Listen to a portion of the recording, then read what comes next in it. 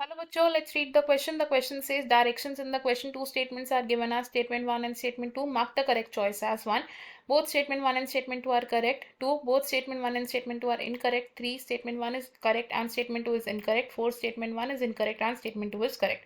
Statement 1. In rDNA technology, which is recombinant DNA technology, the non-recombinants transform bacteria grow on the medium containing ampicillin as well as tetracycline.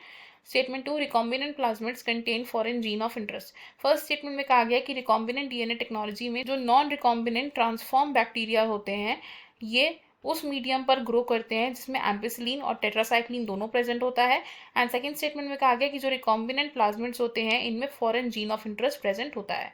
इस question में हमारा जो की concept use हो रहा है that की concept would be transformation. Transformation क्या है? ट्रांसफॉर्मेशन एक ऐसी प्रोसेस है जिसमें एक फॉरेन डीएनए पीस को हम इंट्रोड्यूस करते हैं इनटू द होस्ट सेल, तो इट इज द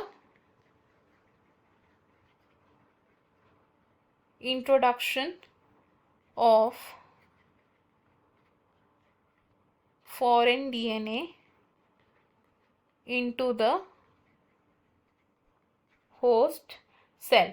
और अब लेट सपोज हम एक ऐसा डीएनए सीक्वेंस इंट्रोड्यूस कर रहे हैं इनटू द होस्ट सेल जिसमें प्रेजेंट है antibiotic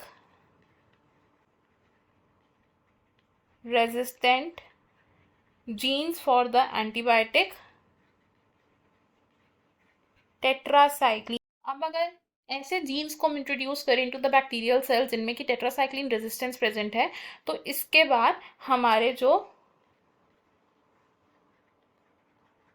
recombinant transformed bacterial cells होंगे ये recombinant bacterial cells tetracycline resistance को लूज कर देंगे। They will lose tetracycline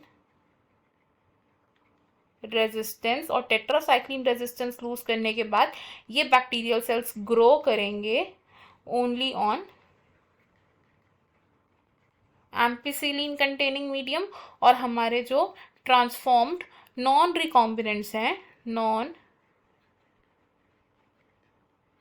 recombinants हैं, ये नॉन रिकॉम्बिनेंट्स ग्रो कर सकते हैं on the medium containing both ampicillin and tetracycline containing medium. Tetracycline containing medium क्योंकि बिकॉज नॉन रिकॉम्बिनेंट्स ने टेट्रासाइक्लिन रेजिस्टेंस को भी लूज नहीं किया। नाउ जो हमारे रिकॉम्बिनेंट प्लाज्मिड्स होते हैं ये क्या करते हैं?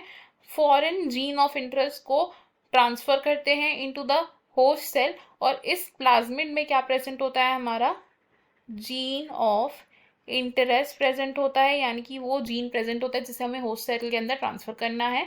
तो अगर हम स्टेटमेंट देखें इसमें से फर्स्ट स्टेटमेंट भी करेक्ट है एंड सेकंड स्टेटमेंट भी करेक्ट है, तो अकॉर्डिंग टू दिस हमारा जो करेक्ट आंसर है वो होगा option number 1। Option 2, option 3 and option 4 wrong हो जाएंगे। हमारा फाइनल आंसर है option number 1। I hope you understood it well. Best of luck. Thank you.